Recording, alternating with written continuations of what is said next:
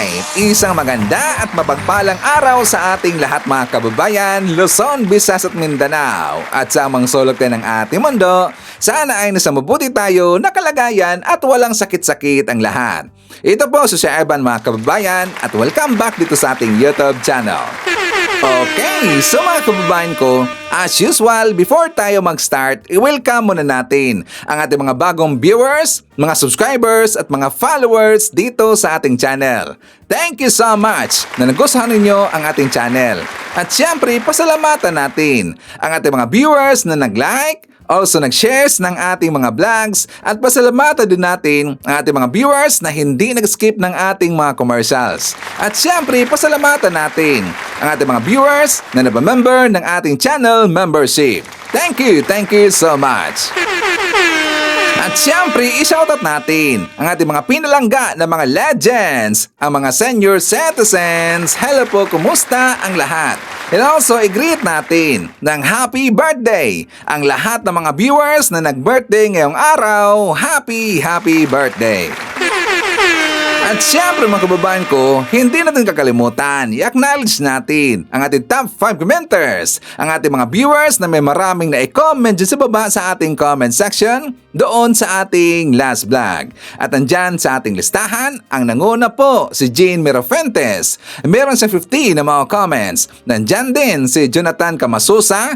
Meron siyang 30 na mga comments. Felma Cabato. Meron siyang 28 na mga comments. Nandyan din si Marjorie Minsais. Meron siyang 28 na mga comments. And RGA Itarsa. Meron siyang 26 lahat na mga comments. Okay, so thank you so much. Okay, so mga kababayan ko, siya nga pala, before tayo mag-start, syempre pasalamatan din natin ang nagbigay sa atin ng super thanks or pang snacks sa Sir Ivan. Thank you so much kay Mama Riusta, nagbigay sa atin ng 2.79 Canadian dollars. Thank you so much. Okay, so mga kababayan ko, napahiya lahat ang mga DDS kahapon. Bakit si Ivan? Ano nangyari? Kasi si President BBM nagpakita sa araw ng kagitingan. Diba kahapon on live talaga? Mga DDS, live yun. Diba naka-live doon sa mga mainstream media? Naka-live lahat sa mga government pages. Pati din sa mga vlogger na nagpuntahan doon kahapon sa Pilar, Bataan. Sa Mount Samat, mga kababayan. Kasi nga diba yearly, yan po ay merong anniversary yung ginagawa dyan sa Bataan, araw ng kagitingan. Pero hindi yan matanggap ng mga DDS, mga kababayan. Diba? Pahiyang-pahiya talaga eh. Kasi nga nasa isip nila, yung ipinakalat ho ni Eloy Bugres, ipinakalat ho ni Channel 167, at marami pang iba na daw merong findings, mga kababayan, galing sa St. Luke Hospital daw. Diba sinabi yan ni Eloy Bugres na daw meron siyang GC na mga doktor at saka nurse na nabibigay sa kanya ng information. Kaya alam na alam niya daw mga kababayan ang nangyayari doon sa loob ng St. Luke. Diba meron silang ipinakalat na daw nandyan sa room 304 sa St. Luke at saka 2 to 3 weeks na daw binigay na taning. Sabi niya, stage 4 pancreatic cancer at saka time of death mga kababayan. Aba meron ng time of death? Meron natigil daw si BBM mga kababayan 2:51 AM. April 8 mga kababayan. Sipin nyo mayroong date na taning. Kaya pala meron silang ipinakalat mga kababayan na pictures or video na marami daw mga pulis sa labas ng St. Luke. Kaya sila nag-asa na tigil na si President BBM. Pati nga diba itong si Jason Sa meron ding ipinakalat mga kababayan na 2:51 AM. Oras lang yun, 2:51. Kaya doon sila nakabase na that time, 2:51 AM, tigi si President BBM. Kaya itong si Eloy Bugres, meron siyang promise mga kababayan. Ano yan sa Ivan? Na ipapuputol daw ang kanyang tinggil ng kanyang POKA kapag makikita doon natin si President BBM kahapon sa araw ng kagitingan. Diba? Promise niya yan. Siyempre, ito ang ating ebidensya. Isa ka GC sa mga doktor. Sa St. Luke's naglit. Yun ang totoo. Kaya na, why would you make this up? For what? Hindi lang pwede nga ilabas kung sinong mga doktor, kung sinong mga nurses kimakuhanan sila trabaho. We have to protect our resources. Ngayon, ganito na lang pero magpaputol tayong dalawa ng tinggil. Ipaputol ko ang tinggil ko kag ipaputol mo ng tinggil mo. Kung bukas, bilat si Eloy live sa araw ng kagitingan. Tapos for whatever reason, nakapag-clone kayo. Sang presidente yung mabangag sabihin ko kaagad kay Daddy Bogs, baby, come here. Bilat si Eloy, inkit may tinggil, please. Come on! Eat my tinggil like eat. Palalulo. Do not only suck my tinggil. I want you to cut my tinggil. Ipidyohon ko pa. Sabihan ko na si Daddy Bogs. Buhay pala si Casper Bilat sing Iloy na budol ko sang St. Luke's. Pakiutod Bilat sing Iloy sang tinggil ko. Bibay! Yun di po kakapuna ang tinggil ko kakasa. Wala na ko maranasan dito nga sarap. Kunin mo Daddy Bogs, inkita ang tinggil ko. Karit! Ganyanin ko si Daddy Bogs man live ko. Promise. Dali na baby, maamulan ko na di baby. Aragay Bilat sa aragay. Nautod ako tinggil. Maamu ko na. Bilat sing Iloy. Ipautod ko ang akong tinggil. Kapag bukas nakita ko. Di ba? Grabe talaga yung bunganga ni Iloy mga kababayan. Grabe bunganga eh. Parang yung babae na hindi talaga pagkakatiwalaan. Hindi talaga pwedeng mapagkakatiwalaan yung ganito mga bunganga ng mga babae. Katulad ni Iloy Bugres, di ba? Sabi pa niya, nag-promise pa yung gonggong kasi nga bakit daw siya bibigyan ng mga false information ng kanyang kakilala doon sa St. Luke. Mga kababayan, nabibigyan daw sa kanya ng mga information. Natigil na daw si President BBM. Hindi daw niya alam kung bakit nagkaroon daw ng clone. So yun ang kanyang palusot. Sa hindi malaman na dahilan daw, bakit nagkaroon ng clone, mga kababayan. Merong clone si President BBM. Nakakatawa talaga eh. Alam niyo, sa pitikin ni Bugres mga kababayan, sana makulong nitong babae nito. Sumusobra na talaga eh. Grabe yung bunganga. Yung bunganga na pang yung POK 2 times. Yung mamasang no? Yung ganyan ho na mga ugali. Maraming ginagawang kalokohan yan. 'Di ba? Wanted yan. So yan ho si Bugres. So tayo manawagan kay Iloy Bugres na saan na ang kanyang sinasabi, kanyang promise na ipapatanggal niya ang kanyang tinggil sa kanyang POKE kapag makikita natin si President BBM kahapon sa araw ng kagitingan. Nagpakita si President BBM. At saka Iloy Bugres, hindi yun clone. Totoong tao yun. 'Di ba? Nasaan na ang promise mo? Ipatanggal mo na yang tinggil ng POKE mo. Tas i-video mo. Sabi mo ipapabidyo mo, 'di ba? Dapat meron kang word of honor. Palabra de honor. Kasi ganyan ang bunganga mo, 'di ba? Kapag ganyan daw ng mga tao, meron daw yang word of honor mga kababayan. Nasaan na ang kanyang word of honor? Hanggang ngayon, tayo ay naghihintay, tatanggalin na or dapat tanggalin mo na yung iyong tinggil ng iyong POKE. Diba? Ngayon mga kababayan ko, nagpakalat na sila ng video na daw, yung video kahapon, luma daw yun. Hindi daw yun live mga kababayan. Diba? Merong ipinaviral itong si Boss Mel na ang nangyayari daw mga kababayan, kanyang kinompare yung 2025 ng araw ng kagitingan versus sa 2026 na araw ng kagitingan. Ang nangyayari daw dito ay inedit daw yung kulay lang. Color grading ang nangyari mga kababayan. At saka para maintindihan natin, let's watch this.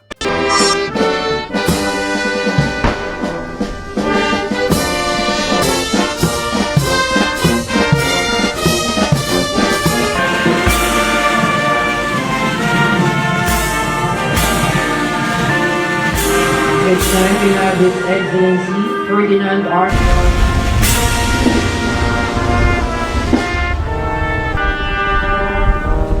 Diba? Napakalat sila ng ganyan para makalusot sa kanilang kalokohan, mga kapiknyusan, mga kababayan. Para para malusutan nila yung sinasabi nila the other day na tigil na daw si President BBM. Pero nang nakita nila kahapon sa araw ng kagitingan, ngayon, panay upload sila, papakalat ng mga edited na video. Sinasabi ni Boss Mel na yung video na yan, color grading lang daw ang ginagawa. Wala daw nangyayaring event kahapon doon sa Pilar, Bataan, mga kababayan. Kasi meron ng taga Bataan na nagsasabi na wala daw si President BBM doon kahapon. 'Di ba? DDS na taga Bataan? I don't think so. Malamang sa malamang, hindi yung taga Bataan ang nagsabi, mga kababayan. 'Di ba? Ang DDS na yon hindi yung taga Bataan, kundi haka-haka lang. Ipinakalat niya na wala daw si President BBM kahapon sa araw ng kagitingan doon sa Bataan. Well, in fact, nandun ho si President BBM. 'Di ba? Kung titingnan natin yung video ipinakita ni Boss Mel, mga kababayan, si President BBM, year 2025, hindi siya nag-wear ng sunglass. 'Di ba? Wala siyang ginamit na sunglass. Sa 2026, nag-wear ng sunglass si President BBM. Yan ho ang kaibahan, mga kababayan. And also, nakita rin natin, naging feature niya, ipinakita niya yung ambasador ng US. Kasi sabi ng mga DDS, bakit the same pa rin daw na tao yung nakita kahapon sa araw ng kagitingan at saka yung last year. The same din daw yung ginamit na eyeglass, mga kababayan. Well, totoo, the same pa rin ho na eyeglass. Pero hindi napansin ng mga DDS na yung barong na ginamit isinuot ng foreigner, ambasador ng US, magkaiba, mga kababayan. Magkaiba ho yung barong. Hindi nila napansin, di ba gunggong talaga eh. At saka ito pa ang ebidensya na Sir Ivan, mga DDS. Kanilang i-reply, i-post nila yung event last year. Kasi pariha daw, mga kababayan. Ibabakita natin sa mga DDS kung pariha ba talaga. So, i-play ko muna yung year 2025, mga kababayan. Yung pag-entrance ni President BBM. For more details, let's watch this.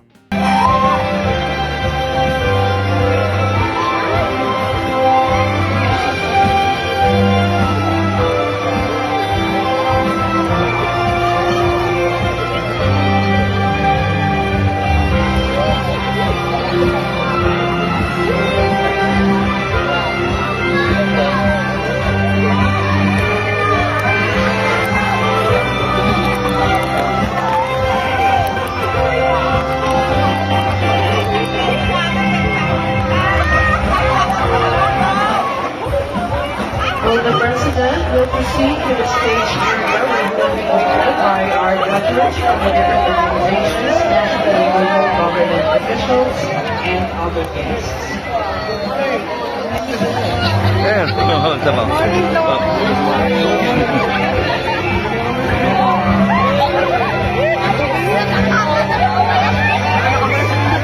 Kamanya natin.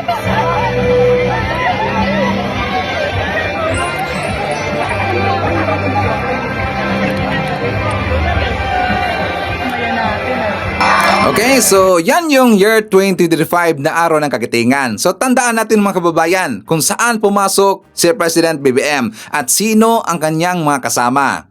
Mga DDS, ito naman ang year 2026. Ito yung kahapon.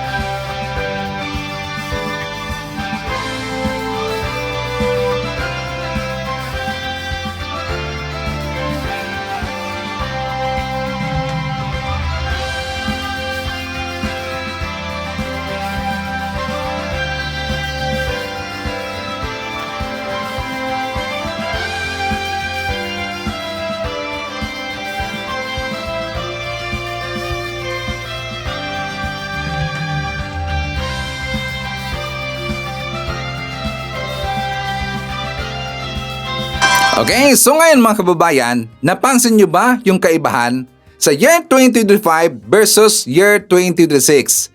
Anong kaibahan doon, Sir Ivan? Yung arrangement.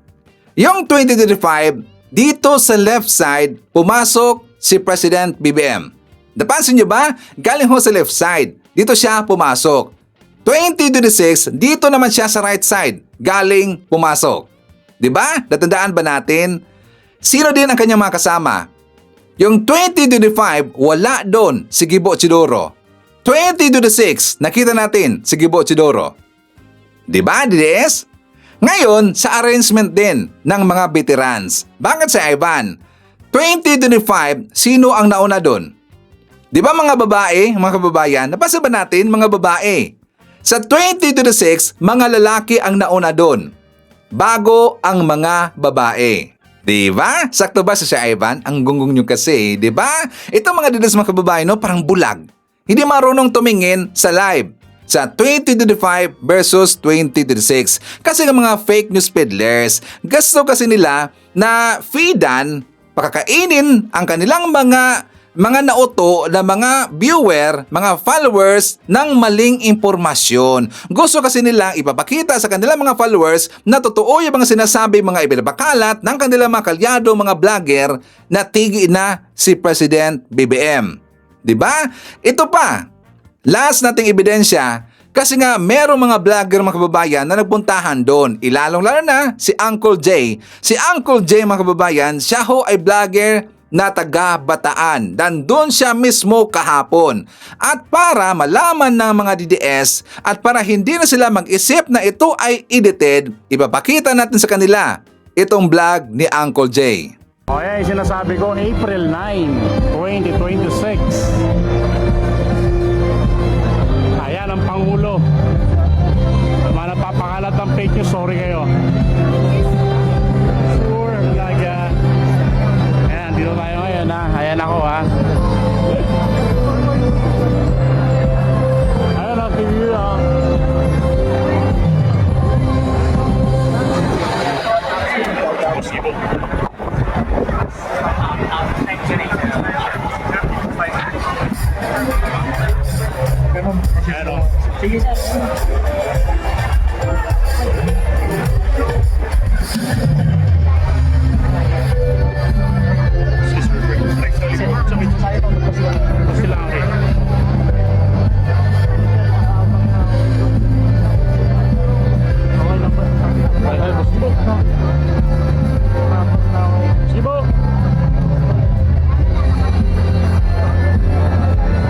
ang si PBB mo. Ayan, ayan, ayan. Diba? Mga pinapaka, ayun si Ronald Kirby nandito pala.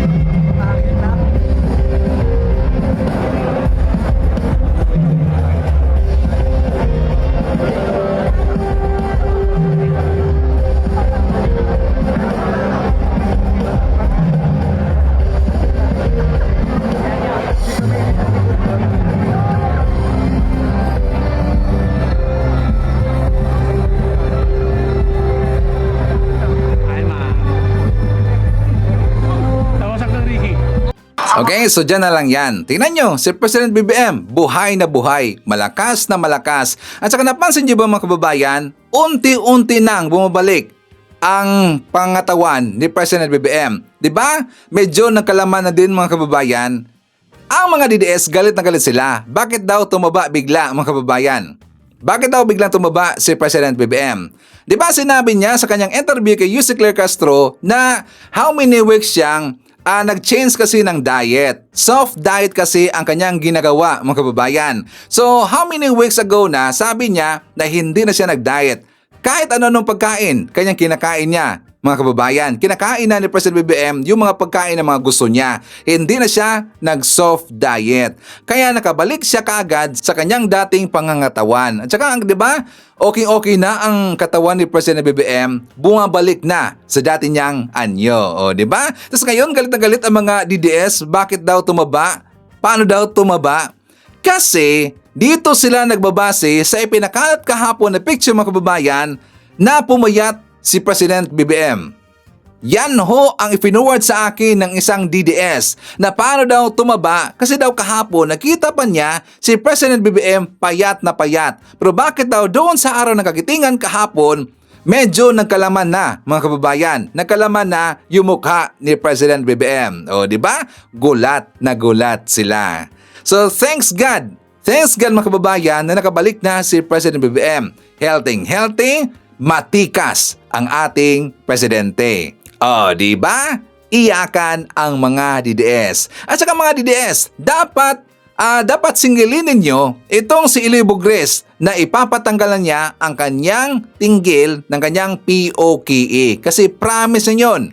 Promise yun ni Iloy Bugres. Tanggalin niya ang kanyang tinggil. So anyways, ipapakita ko rin sa inyo ang vlog ni Mike Abe. For more details, let's watch this. mga content o balita na fake talaga. Layunin lang ho ay manira kahit personal. Walang kakwenta-kwenta yan. Ang tumatangkilik lamang dito ay katulad ng gumagawa niyan na makasarili for views and subscribers, followers only. Alam niyo kung bakit ko ginawang topic ito? Kasi ho lumalala yung kanilang mga ginagawa. Kung saan galing ito, galing po ito sa mga anti-Marcos. Yung until now, after halos 4 years na, hindi nila matanggap Marcos ang presidente natin hanggang 2028. Yan po yung totoo. Okay? Kaya ko po binabanggit ito kasi alam nyo yung ibalita nyo at panindigan ninyo na ang Pangulo ay may sakit. Pero wala namang kayong access sa kanya. Wala namang kayong malinaw na basihan. Yan po ay paninira, hindi lang sa Pangulo, kung hindi yan ay parte ng destabilization. Kasi gusto nyo, ang Pangulo ay umalis sa pwesto or matanggal sa pwesto, na ang inyong layunin ay ipalit ang pangalawang Pangulo na hindi naman karapat-dapat sa akin personal.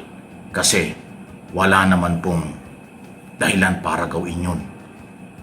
Pag sakit ang pinag-uusapan, anuman ang sakit ng isang tao, doktor lang. At yung tao, yung may sakit, kung meron o wala, ang siyang merong karapatang magsabi kung anong kanyang kalagayan. Hindi pwedeng speculation, hindi pwedeng nanguhula, hindi pwedeng paratang, kasi libelous yan.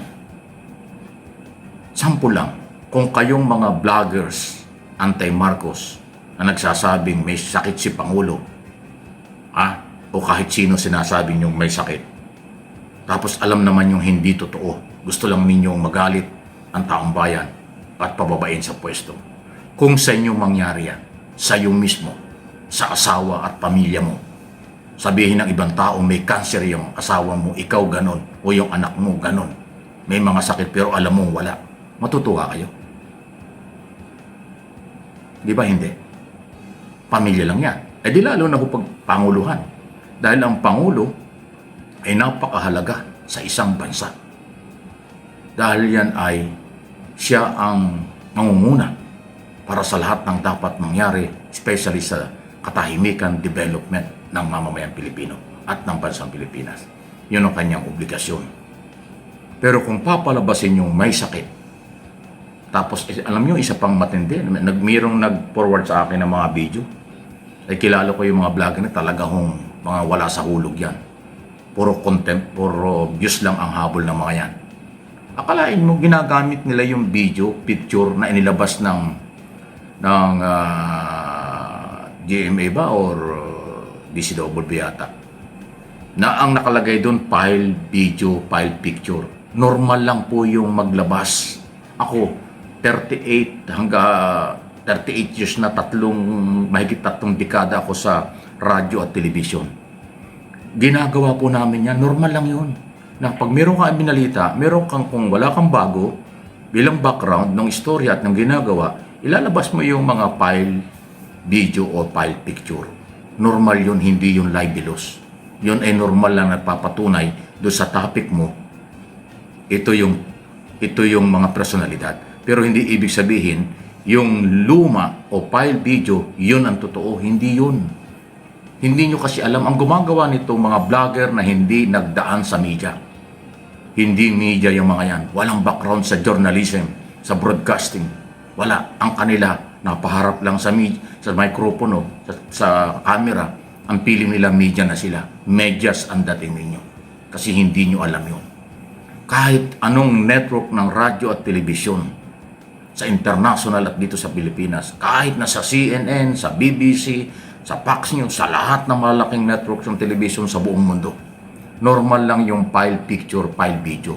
Bilang background lang yun ng topic o istorya. Hindi yun ang ibig sabihin. Kasi nilabas nila, meron daw kung file picture na nilabas ang DCWB. Parang ganon. Tapos nandun daw ang picture ni dating senador, dating secretary Juan Ponce Enrile. Paano daw nabuhay? kabubuhan yan. File picture nga yun eh. Binabackground lang yun doon sa istorya na tuloy ang trabaho ng Pangulo. Ano man ang inyong sinasabit paninira, nagtatrabaho ang Pangulo. Ito yung file picture, katunayan, ganyan ang trabaho ng Pangulo. Ganon ang ibig sabihin nun. Walang kasalanan ang DCWB, hindi kasalanan ng kanilang network yung ilabas kasi normal lang yan. Alam ko yan kasi trabaho namin yan at hindi ho yan masama. Ang nagpapasama dyan yung walang alam ng mga vloggers, mga walang alam sa media. Vlogger lang kayo. Yan lang kayo. Yan ang inyong kalagayan. Ha? Kahit to sa pahayagan, di ba, may mga istorya din na mayroong background kung ano ang pinagdaanan. Ganun lang yun. Hindi ibig sabihin yung background na yun, yun yung bago. At yun na yung inyong paglalaruan. Nasasabihin nyo ay fake, bakit nabuhay si Enrile? Napakabobo talaga ninyo. Kayong mga anti-Marcos, sagad-sagad na. Kung umulan ng kabobohan sa Pilipinas, sinalo nyo lahat. Hindi nyo pinamigay sa iba. Ayan, ngayon, nung masalo nyo yung kabobohang yan, dinidistribute nyo sa inyong mga followers, subscribers, pinapaniwala nyo ganun. Nagkahawa-hawa na kayo. Sa bagay, kakaunti naman kayo. Ako naniniwalang marami pa rin matitinong Pilipino. May pinag-aralan, alam ang nangyayari, alam ang file video, alam ang file picture, kaysa sa yung bago. Hindi yung luma na pinipilit yung ilabas, papalabasin nyo, nanliling lang ang gobyerno. Maling-mali po kayo. Si Pangulong Marcos ay maganda ang kalusugan. Nagtatrabaho. Hindi naman kailangan lahat sabihin at pakita sa inyo ang trabaho niya. Ha? Itanong nyo doon sa mga kamiting niya, itanong nyo sa mga kasama niya. Nagtatrabaho siya. Malayo sa inyong paniniwalang may sakit. At yung nagsasabing may sakit ang Pangulo, kayo ang may sakit sa pag-iisip. Kayo yung mga buang. Kayo yung mga wala na kayong kabutihang ginawa. Hindi po ako spokesman ng Pangulo o ng Malacanang, hindi ako konektado sa gobyerno, pero dahil Pilipino ako, nagmamalasakit, may prinsipyo, huwag niyong sirain ang Pangulo. Kasi pag sinisira niyo ang Pangulo, mayroong pangilang-ilang naniniwala sa inyong kasing baba ng inyong paniniwala. Pero ako, dahil mahal ko ang Pilipinas, kung ano ang totoo, yun ang dapat. Ang gumagawa ng ganyang klaseng propaganda at paninira, yan ay may pananagutan. Dapat talaga kayong kasuhan ng gobyerno dahil sobra ng pang-aabuso at sobra na sa demokrasya ang inyong ginagawa. Mga DDS, galit na sa inyo si Mike Abe. Napansin niyo ba ang kanya mga words na ginagamit mga kababayan? Di ba hindi yan hindi yan nababanggit noon ni Mike Abe. Ngayon lang, yung B-U-A-N-G, buwang. Di ba? Meron pang tinatawag na nabubo kasi nga galit na sa inyo si Mike Abe. Hindi yan ganyan si Mike Abe, pero ngayon sumabog na. Di ba? Tinatawag na kayo kung ano-ano. And you, DDS, deserve it. Dapat lang talaga na kayo ay tatawagin ng ganyan kasi nga walang utak eh. Gunggong talaga eh, bubo mga kababayan, ang tatanga pa. At saka alam natin na kahit ipapakita natin sa kanila ng sandamakmak na mga ebidensya, hindi pa rin nila yan paniniwalaan. Kasi nga, nakita natin kahapon na itong si Sara Duterte nag-practice na mga kababayan. Nag-practice na ito si Sara sa pagka-presidente. O di ba parang meron siyang inihatid na PATAY mga kababayan, nagpractice na talaga eh kasi pag-aakala nila tigi si President BBM.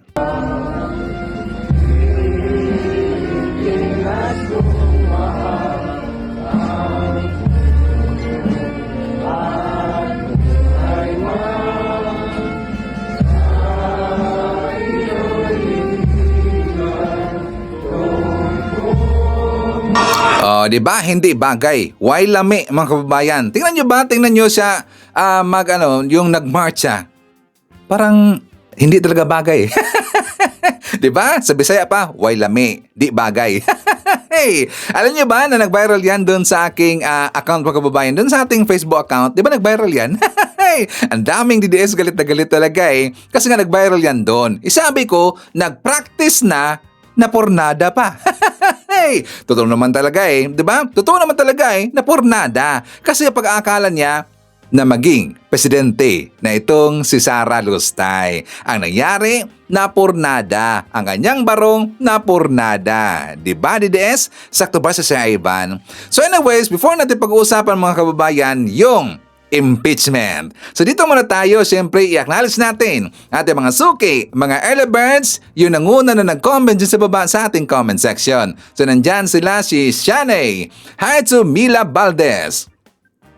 Nandyan din si Tinkerbell, Luz Makiver, hi to Mones Borromeo from Kuwait. Kasama din natin, nandyan si May Agnes Stucci from Dubai, UAE. Shoutout sa kanyang pamilya dyan sa Cebu. Nandyan din si Lolita Banaines, Elizabeth Habihan, hi to ME, Bilma Mecabalo, nandyan din si Shirley Risman, hi to Estrella Centino, Maria Marilyn Imbido Bautista, shoutout natin si Kelly Capuno, Finky TV Channel from Germany, Jean Rabara from UK, Moon San, Phil Macabato, Lina Sabado, and hi to Teodolfo Velasco.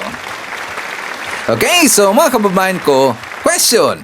Sino ang excited dito sa April 14? Please comment sa baba. Babasahin niyo mamaya Sir Ivan. Sino ang very excited dito sa mangyayari sa April 14? Impeachment hearing. Tuloy na mga kababayan. Napurnada ang plano ni Sara Duterte. Tinabla siya ng Supreme Court. Hindi siya pinagbigyan ng TRO. Ibig sabihin, tuloy na tuloy ang impeachment this coming April 14, mga kababayan. At saka, ang napaka-exciting pa, mga kababayan, kasi nga, di ba, inibitahan si Trillanes. I'm not sure kung inibitahan ba si Trillanes, mga kababayan, but willing si Trillanes na pupunta. According sa kanyang interview, pupunta si Trillanes sa impeachment hearing this coming April 14. Imbitado din si Ramil Madriaga. O, di ba? Yan ang kinatatakutan ni Sara Duterte, itong si Ramil Madriaga. Kasi maraming alam itong si Ramil Madriaga kasi kasama siya noon ni Sara. Kasama siya sa pamilya Duterte. Nandyan siya sa circle ng mga DDS. Kaya maraming alam si Ramil Madriaga dito kay Sara Duterte. Kaya nga, di ba ang ginagawa ni Sara? Tumiritso kaagad, humaharurot ng takbo sa Supreme Court. Kasi ayaw niya na makita itong si Ramil Madriaga na magsalita. Kasi maraming alam itong si Ramil Madriaga, mga kababayan, di ba? Kaya takot na takot itong si Sara. At saka inibitahan na din mga kababayan, di ba, yung taga COA, yung taga DepEd, itong si Atty. Pua. Si Atty. Pua, siya inibitahan kasi siya ay tatanungin tungkol sa confidential funds ng DepEd. At saka si Remulla, pinadalhan siya ng subpoena kasi nga para isubmit yung salin nito ni Sara Duterte. And also, pinadalhan na rin ng subpoena yung taga PSA, mga kababayan, para makita yung mga records nito ni Sara at saka nito ni Mans Carapio. And also, ang SEC at saka yung BIR, bakit sa Ivan? Para makita yung tax record ng pamilya ni Sara. Ang kanyang husband na si Mans Carapio at saka itong si Sara Duterte. Mas maganda kasi tingnan, mga kababayan, yung tax record kaysa kasasalin. 'Di ba? Mas okay yung tax record. Kaya ito si Sara, panic mode na ngayon. O 'di ba? So ipakita ko muna sa inyo itong balita. Ilang subpoena pa ang inilabas ng House Committee on Justice para sa pagdinig nito sa April 14, kaugnay ng impeachment complaints laban kay Vice President Sara Duterte. Sa subpinang ipinadala ng House Justice Committee, pinahaharap nila sa pagdinig sa April 14 si State Auditor Gloria Camora ng Commission on Audit o COA. Pinapadala nila kay Camora ang mga dokumentong isinumite sa COA ng Office of the Vice President at Department of Education kaugnay ng paggamit ng confidential funds. Kasama rito ang mga check at voucher transaction mula December 2022 hanggang July 2023, liquidation reports at sworn certification ng mga kaukulang opisyal. Magugunitang kasama sa mga naungkat na dokumento ng Kamara noong 19th Congress kaugnay sa confidential funds ang mga acknowledgement receipt na pinirmahan ng mga individual na walang birth, marriage o death certificates gaya ni na Mary Grace Piatos, Milky Sequoia at Kokoy Villamin. Confirm na yun darating. Tatanungin lang yung kung meron bang notice of disallowance or na fully satisfied ba ni VP Sara yung explanation niya doon na instead na meron siya notice of disallowance, yung explanation niya doon sa mga audit observation memorandum was acceptable to COA. Yan lang yung issue doon eh. Sa subpoena na ipinadala naman kay BIR Commissioner Attorney Charlito Martin Mendoza, pinasusumite naman ang mga tax record ni VP Duterte, kanyang asawang si Attorney Manasa Scarpio at iba't ibang negosyo. Kabilang dito ang annual income tax returns ng mag-asawa mula 2007 ng Vice Mayor ng Davao City si Duterte hanggang 2025 ng bise na ito. Hindi sila pwedeng hindi pumunta dahil they are part of government. So dapat pumunta sila. Isa pang pinadala ng komite ng subpoena para sa April 14 hearing si Attorney Cynthia Viñas Pantonal na nagnotaryo ng affidavit na nagpakilalang dating aide at umano'y bagman ni VP Duterte na si Ramil Madriaga. Kasama sa pinasusumite kay Pantonal ang original na kopya ng affidavit ni Madriaga. Kung you are required to testify, even if you are a person deprived of liberty, nakakulong ka, hindi ka naman pwede magsinungaling eh. But dahil nakakulong ka, madali kang ipatawag kung the subpoenaing body is authorized to require your presence.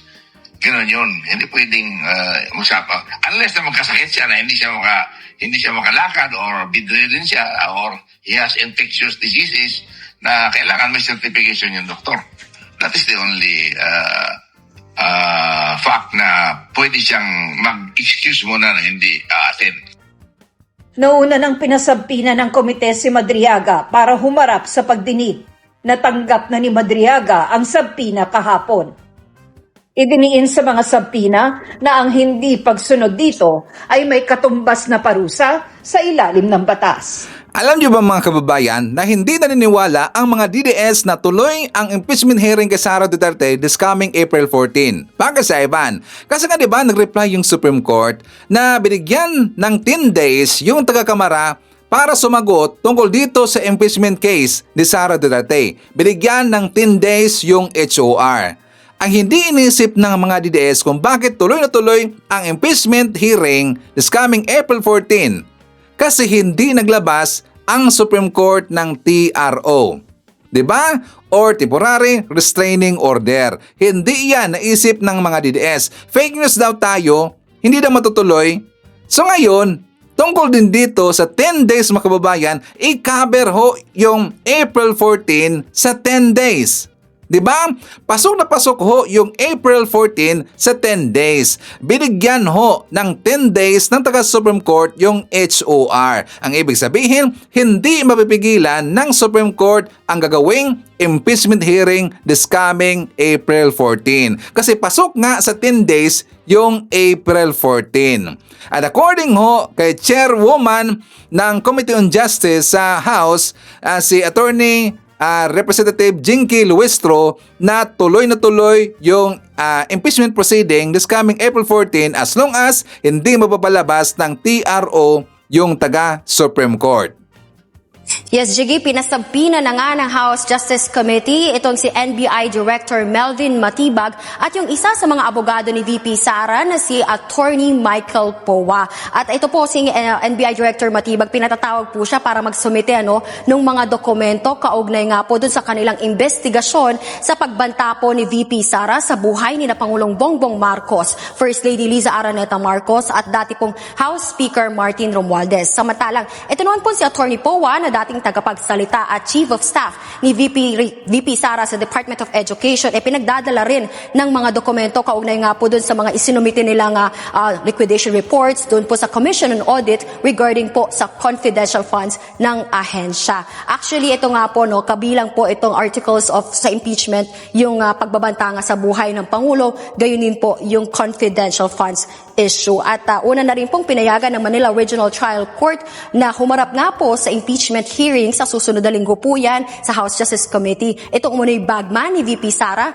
na si Ramil Madriaga. Kasulukuyan pong nakakulong ngayon itong si Madriaga sa Camp Bagong Diwa po sa Taguig City. At kabilang nga po doon sa affidavit ni Madriaga na sa kanyang salaysay yung kung paano umano ginasta ni VP Sara at kung kani-kanino at saan napunta yung mga confidential funds. At bagay nga po na itinanggi ni VP Sara at sinabi po niyang hindi raw niya naging tauhan itong si Madriaga. At Jiggy, sa April 14 nga, sa susunod na Martes na po yan, muling gugulong ang impeachment hearing ng House Justice Committee laban sa Vice. Jiggy.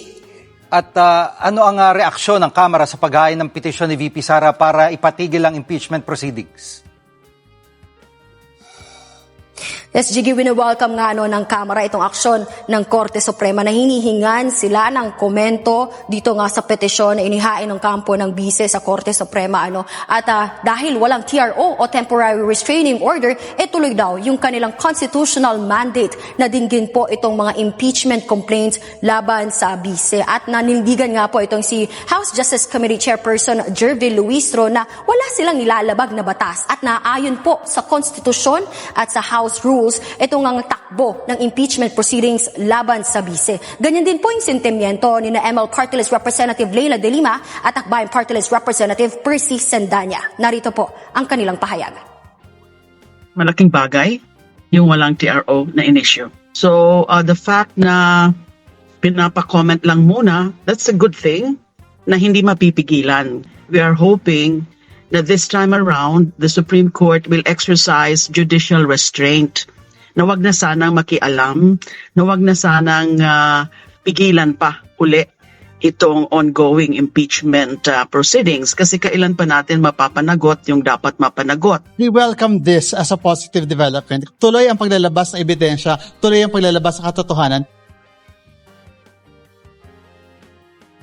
Jiggy, ayon kay Congresswoman De Lima, yung Office of the Solicitor General po yung magre-representa sa Kamara at sila rin yung magda-draft at magsusumite nga po ng komento doon nga sa mga petisyon sa Korte Suprema at kumpiyansa yung ilang mga kongresista na ibabasura ng Korte Suprema itong mga petisyon na kumikwestiyon sa gumugulong na impeachment laban sa bise. Diba, Dides? Tuloy na tuloy ho ang impeachment hearing this coming April 14. At sana nung mga kababayan, hindi na dapat makikialam itong Supreme Court dito sa ginagawa ng HOR. Dapat rirespetuin ng Supreme Court ang mandato ng HOR. Diba? Agree ba tayo mga kababayan? Please comment sa baba at babasahin niya mamaya ni Sir Ivan. Okay? So kasama din natin, nandyan si Josephine Gallego, Rafael Asteliero Jr. Nandyan din si Army Mirabueno from Toronto, Canada. Kasama din natin si Jenny Howard, Marjorie Minsais from Australia. Hi to Nono Vlogs, Tony De Los Reyes, Paterno Bindana. Nandyan din si Freda Baliao, Ninita Omali, Lorna, Ryan Estino. Nandyan din si Susana Pasyon, Mary Ann, Lucy Minchate, hi to Rosalinda Mabuhay, Leonardo Manansala, nandyan din kasama natin si Bergie Juan, Simon De Leon, and hi to Marie Usta. Okay, so mga kababayan ko, ipapakita ko sa inyo ang vlog na to. For more details, let's watch this. Okay, dito naman tayo ngayon with the man of the hour. Nako, Attorney Falsis, Jesus Falsis. Alam mo, attorney, maraming kumakalat ngayon sa online tungkol sa debate niyo ni Kiko Barzaga. Kasi naman, sa akin lang bakit ba niya I mean, honestly, believe din ako sa kanya na tinanggap niya yun. Kasi maraming mga iba dyan, takot makipagdebate sa'yo. Well, believe din ako sa kanya na tinanggap niya, di ba? He has nothing to lose siguro sa utak niya. Oo, kasi wala naman siyang suspended congressman siya Pero ako sa utak ko naman, ba't ko tinanggap? Kasi may mga tao din nagtatanong, ba't mo naman tatanggapin? Ba't ko papatulan? He's still a congressman. And for me, I'm glad tinanggap mo nga. Kasi itong si Kiko Barzaga, para sa akin, ang galing niya magkalat ng fake news. And I want to know, so sa mga hindi nakanood... Online. Online. Sa akin, para lang alam natin lahat ngayon kung ano ba yung nangyari. Ano yung natutunan natin about Kiko Barzaga dahil sa debating yon? Mga point by point natin. Anong una? Number one, pinaka-importante. Hindi, muna? Personality. Siyempre, ang maganda sa pag-patol niya sa debate, tsaka ako, pagpatol ko sa debate, parang mas naging conversation siya eh. Kasi Ay. siya, open-minded siya na to come to the debate, maamong tupa, yung parang may iba mo yung nakikita mo sa online. Yes. Even ako like I'm sure, I hope he says na iba din naman yung online sa in real life. Like kunwari, paano tayo mag-usap pag Yes. nagkikita tayo, iba yun eh. So mas sa tingin ko, I think I was able to penetrate more his echo chamber. Yes. Not yung mga audience niya, but yung sarili niyang mindset mismo. Nakikita niya, ay, ang dami ko palang baon. Ang dami kong mga facts. Tapos siya, totoo ba yan? Saan daw mababalita? Ganun. Oo. So, mas madami siyang nalaman. Hopefully, na-realize niya na echo chamber yung where he lives. Yes. The people that he surrounds him with. Tayo, alam natin yung echo chamber. So tayo, we try to Break make it, echo yes. chambers. We try to reach out. Hindi yung tayo-tayo lang. So, I hope he realizes na there's a bigger world outside of the DDS. Yes, and para sa akin ang isang nagustuhan ko dito ay umamin na rin siya na alam naman niya na corrupt siya. Alam naman natin lahat. Hindi naman to sikreto. Siya mismo hindi nga niya matanggi na corrupt siya. I think he will not admit it pa din ngayon. In so many words, ang ginawa niya kasi, he was trying to say na there are ways to make someone guilty look innocent, and yung And mga innocent look guilty. And the legal system daw, or the political system, parang default. Ang dating sa akin may default or natural na. So kung yung SOP, sabi ni Mayor Vico Soto, SOP yan, standard. Oo. Default na yan. Hindi yan nagmumukhang criminal or nagmumukhang nakaw sa mga taong nagpa-participate sa ganung sistema until someone breaks that. Pag may papasok na hindi magpa-participate sa system, nagugulat yung mga participants sa system na parang, magmumura sila. PI, pinapahiya mo kami. Bakit ayaw mo makisama? Bakit ayaw makisama? Ayaw mo makisali. That's default. You deserve it. Position mo yan.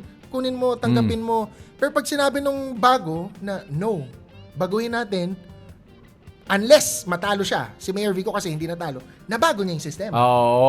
Yun yung maganda. So si Kong Kiko, ang dating sa akin, alam niya na may sistema.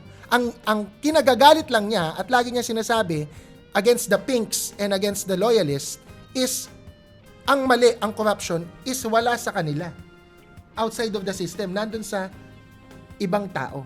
Tribal politics. Ganon? So pag silang sinabihan mo ng corrupt, sinabi niya yun yung kay Sarah. Pag sinabi mong kay Sarah, ganun, lang yan, politicized. Yes. He was saying that. So meron din siyang tribal mindset nga. That's why we have to break the echo chamber. Narinig niya. Sabi ko, may 1 billion in insertions. Si VP Sara, according to Billionaire News Channel, according to Cabral Files, ni Congressman Leviste. Yun yung basis ng BNC. 1 billion in insertions. Yung 11,000 ghost employees, which all local government officials know. Yes. That is the number one source of SOP or corruption, which is payroll, ghost employees. So, sana na pag uwi niya, na pag nilayan niya, hindi siya nag-post Wala siyang post About sa sarili niyang page. About the debate, hindi niya ako chinaka, hindi niya ako criticize. I think nag-iisip siya. Mabuti naman. Napag-iisip siya. Hindi, mabuti naman. Kasi nga, alam mo, para sa akin, ang ganda nga nung ginawa mo. Kasi nga, hindi mo siya binanatan para pahiyain.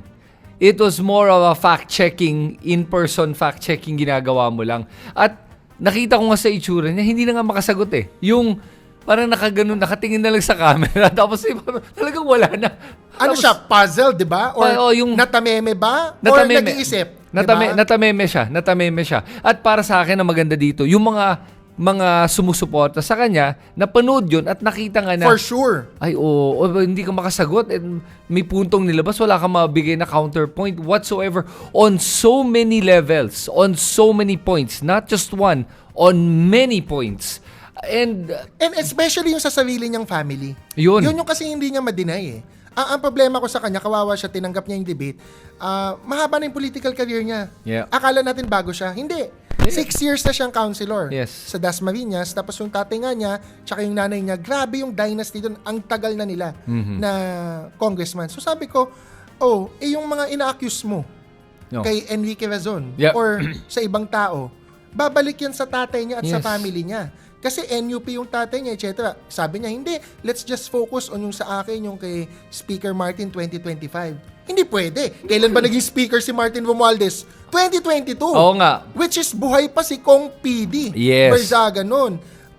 Hindi ko nga lang na ang gusto ko sanang ilabas doon. Kaso naawa na nga ako, gusto ko sabihin, bakit ka ba galit kay Martin Romualdez? Oo nga. Bakit siya galit? Oo nga, bakit nga? Would you know?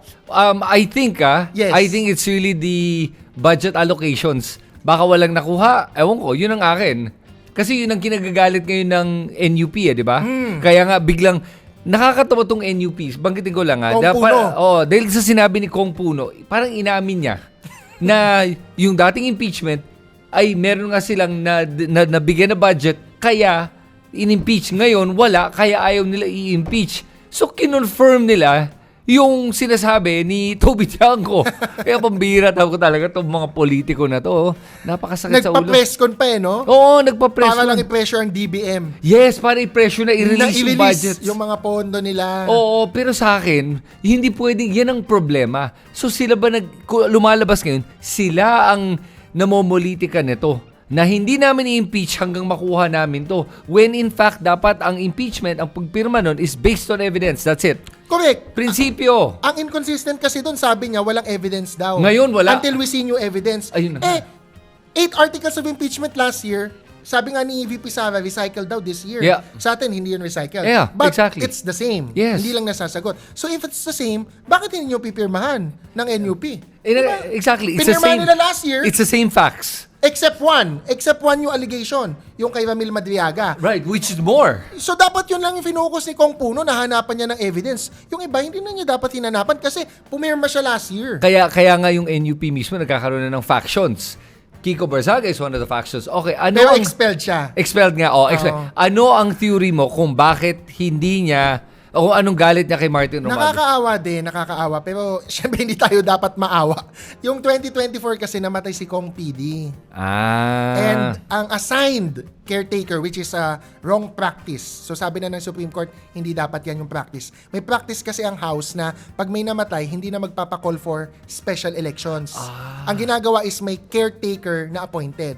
That was how Eric Yap, who is not from Benguet, was able to conquer Benguet. Kasi AXIS siya Tapos ginawa siyang caretaker ng Benguet nung may namatay na congressman sa Benguet noon. And then ever since, na siya? Representative of Benguet, hindi na ng AXIS. So si Martin Romualdez as the speaker, hindi na siya nag-assign ng iba, inassign niya yung sarili niya as the caretaker of Dasmariñas nung namatay si Kong PD.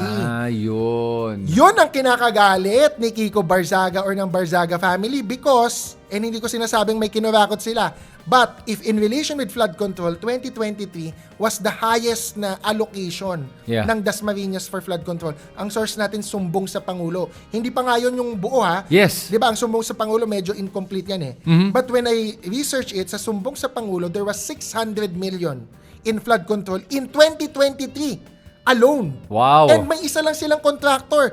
Out of the 6 projects, na tigna 95 million, out of the 6 projects, 5 doon, isang contractor lang, KLDS Construction. So actually, kung may mag-research dyan na PCIJ or Billionario, baka makita nila yung connection. I wouldn't know. Sa ngayon, hindi ko pa alam. Pero ang tanong, bakit 5 out of the 6, isang contractor lang? Yes. 2023 lang yun So before 2023, Can you imagine? Ever since Duterte time, sabi nga ni Diskaya, Duterte time sila nag-umpisa. Nag-prosper. Yes. Nag-start mag-prosper.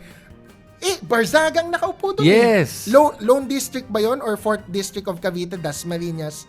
So, I think yun yung reason bakit galit si Kiko Barzaga. Lalo na nung nakaupo siya, hindi nga din siya, quote-unquote, nabigyan. Yes. At saka hindi lang yun. Para sa akin, mismo nanay nga ni Barzaga, nag-aalala para sa anak niya, sa mental health ng anak niya When you were talking to Kiko, did he come across to you as somebody who's medyo may emotional instability o kaya psychological instability or parang Nung una okay naman. Pero nung nag-iinit na yung debate, yung medyo na-pressure ko siya with facts or nako-confront ko siya with questions na hindi niya masagot. Nagulat ako noon talagang nagulat ako.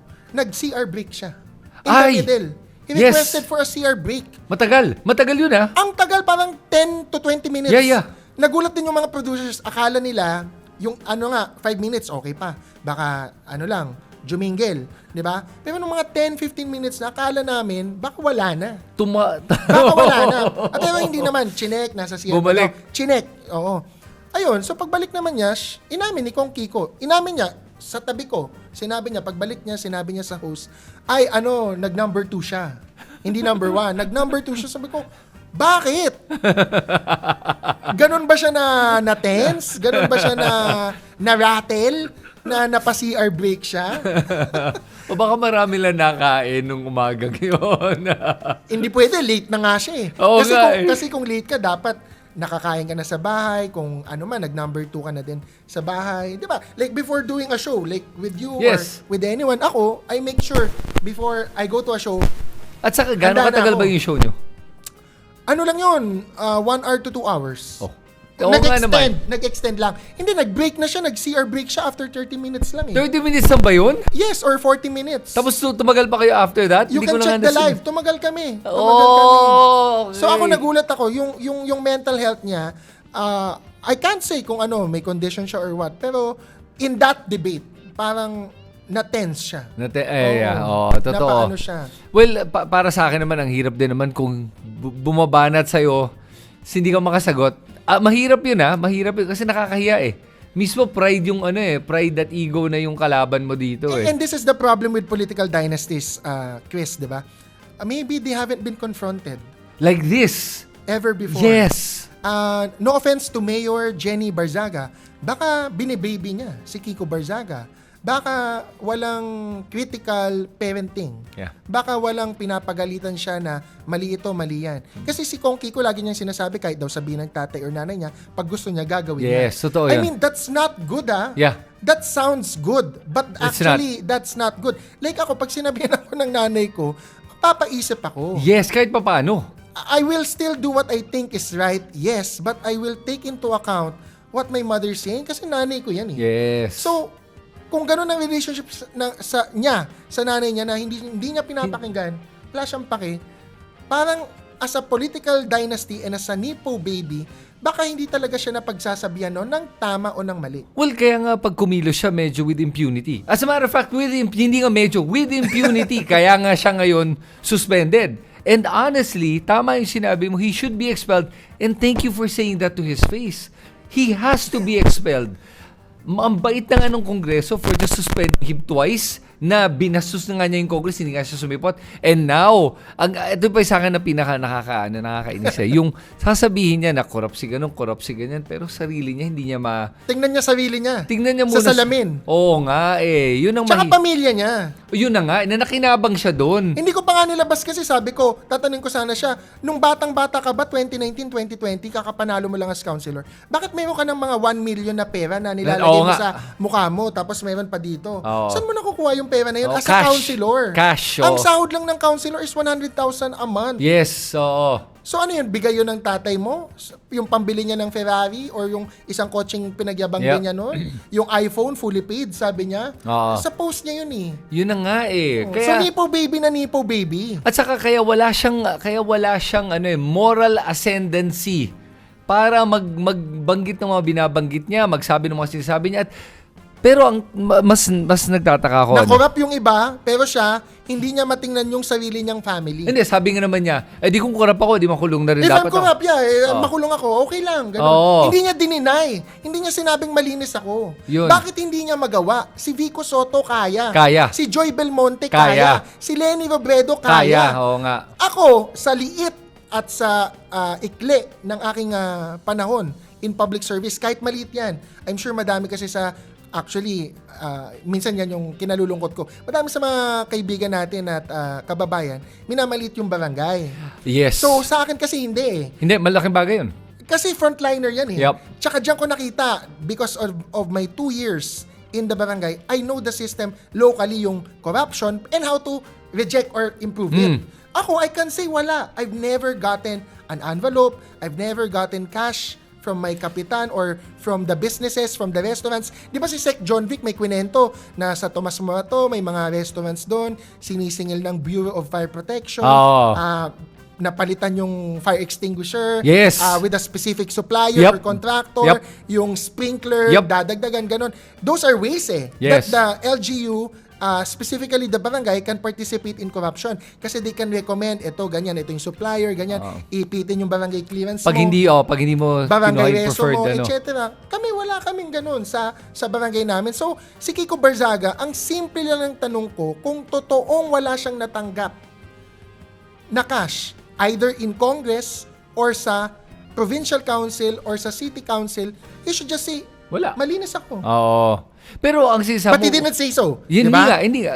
Never. I mean, pag pinakinggan mo naman yun, I think mismo, it was an indirect admission eh. Ito, patulan natin. Nakakatawa kasi he mentioned Nelson Mandela. Ayun na nga, Nelson Why would Mandela you talaga. mention Nelson Mandela? He's a political prisoner. He was accused of political crimes. Yes. Hindi naman siya inaccused ng corruption. Yes, exactly. So, absolutely irrelevant. Ako, hindi ko na lang siya talagang dinikdik eh. Pero I was looking at him, natatawa na lang ako sa utak ko. So, sinimplihan ko, that's a complicated answer for a simple question. Yes or no lang. Yep. Corrupt ka ba? Magnanakaw ka ba? Malinis ka ba? Kasi kaya sagutin yun ng yes or no. 'Di ba? Kayang-kaya. Anyone with the right moral compass can answer that. Hindi niya magawa.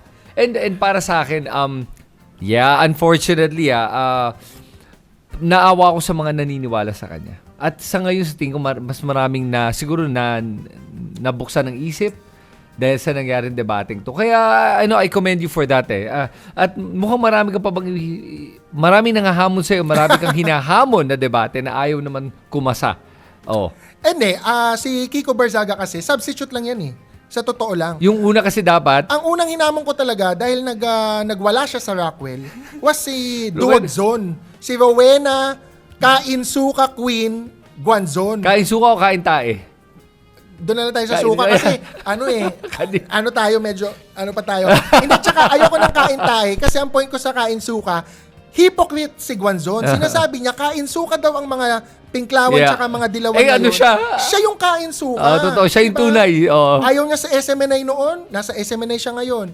Ayaw niya kay Sen Robin noon, for Vice President or for Senator, kay Senator Robin siya ngayon. Ayaw niya kay Duterte noon, pinapa-disqualify niya. Nung Comelec Commissioner siya, ngayon, pinupuri niya si Duterte. Fiona, siya nagsabi niya na, Fiona, Ximenet, tsaka kung ano-ano pa, corrupt. Si Sara Duterte noon, ngayon sabi niya, wala daw problema sa COA, dating COA commissioner ako, maniwala kayo, yung confidential funds, walang kwenta. Bakit siya sumama kay Shelo Magno? Yes. At kay Barry Gutierrez noon sa Wag Kang Kukurap Yes. na movement to abolish and question the confidential funds of Bongbong Marcos, kasama siya, and Sara Duterte. Bakit ka nag-file ng letter? Oo Diba? nga eh. So, siya yung kain sukad. So, that's why I prefer to use the exact word na ginagamit niya. Yes. Ayoko ibahin eh. Kasi para ibalik sa kanya, ikaw ang kain suka. And hindi lang tayo nagsasabi noon, pati DDS. Pati si Topacio, Tinawag siyang kain suka. pati si Cardema. Si Cardema din. Na sa stage. Yes, kasi Duterte Youth. Oo Duterte Youth, pinaano niya, di ba? Oo nga, tama. Oo Mortal nga. na kaaway Oo niya yan. nga. Nemesis niya yan. Pero sa same stage, sa araw ng Davao, nagsalita si Topacio, nagsalita si Cardema, nagsalita si Guanzon. At si Guanzon affected. Inamin niya. Sabi niya, meron dito mga tao na nagsasabi na hypocrite ako or kain suka ako. Hindi yung exact words something like that. So she knows. Kasi before her, nagsalita na after her, nagsalita si Cardema at si Topacio. Hindi naman nila pinangalanan, pero sabi nila, wag tayong magtiwala basta-basta dahil sinasabi nila Duterte daw sila. Pero dati tinitira si Duterte tsaka si Sara, 'di ba? Dapat consistent eh. Yes. Totoo. Okay. Paano naman yung mga yung mga iba naman dyan na yung palagi ko tinatawag na in-DDS, yung in denial Duterte supporters. Ayan. Yung mga in denial na yan, ano pa yan eh? Closeted, oh. In fairness, kung in denial kasi sila, it means alam nilang nakakahiya. Yun. Maging DDS. So kung nakakahiya maging DDS, mas may chance pa silang masalba na ma-convince. Kasi mismo, parang may cognitive dissonance sila. Ayaw nilang aminin DDS sila, independent daw sila. So kapag idukduk pa natin, mapakita pa natin yung totoong facts na may 1 billion in insertion si Sara, hindi 125 million yung confidential funds na nilustay lang niya, it's 625 million, may 11,000 ghost employees siya. Like si Kiko Barzaga, ma-realize din nila yan eh.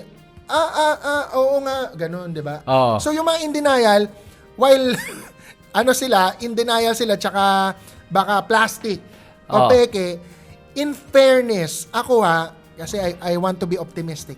I see a glimmer of hope na baka pwede pala tong mabago. Kasi sa mga surveys, di ba, madami doon undecided eh. Yes. So baka yung mga undecided, yung iba doon in denial din eh. Yeah, pero kasi yung iba namang in denial sila, hindi dahil hindi pa sila sigurado o alam nilang mali. It's more of gusto lang nila manlin lang na ating mga kababayan. Gets! Na para yung lumalabas ay neutral sila para they have the moral authority to say eto ang tama, eto ang mali. Na independent lang sila. Oo, tulad ni... Ano yan? Gets ko na yan. Yan yung sinasabi mong totoong DDS pero nagkukunwari lang. Yes, okay? yun. In denial. Parang sina Toby Chanko, Malutikia. Rowena Guanzon ngayon. Yes. Kasi nga, lagi niya sinasabi, dilawan daw siya o pinklawan. Oo. So yung mga in denial na yan, pero totoong Duterte supporter for 2028, talagang we have to call them out. Kasi sila ang kapal ng mukha nila. To tell us na kain suka tayo, na hypocrite sila, na hindi tayo for the country. When actually tayo yung for the country. Yes. Kasi pag si Bam nagkamali, call out we agad. prove that. Yeah. We prove that. We criticize him. Pag si Lenny nagkamali, we criticize her. Yes. Pero ang problema, rarely lang sila nagkakamali. Yes. Rarely lang sila nagkakamali. And plus, ang nakakatawa lang kasi, yung mga Duterte trolls, pag kunwari kinriticize natin si Bam, sasabihin, tingnan mo, yan ang problema sa inyo. Yung tao, hindi kayo watak-watak. Toxic. Kasi, agree, disagree. Toxic ba yung trait na yan? Na pag may maling ginawa, kikriticize? Of course not, hindi. We are proven by the surveys na actually, madaming tao who don't classify as loyalists, as pink, or as DDS. Ayaw maklasify. They classify themselves as independents. Ako, tinanggap ko lang yung pink label, Chris, kasi mas madali na i-explain na ang pink means good governance. Yes. Yun yung dating sa akin. But when I say pink, hindi ako tao. Hindi ako Lenny eh.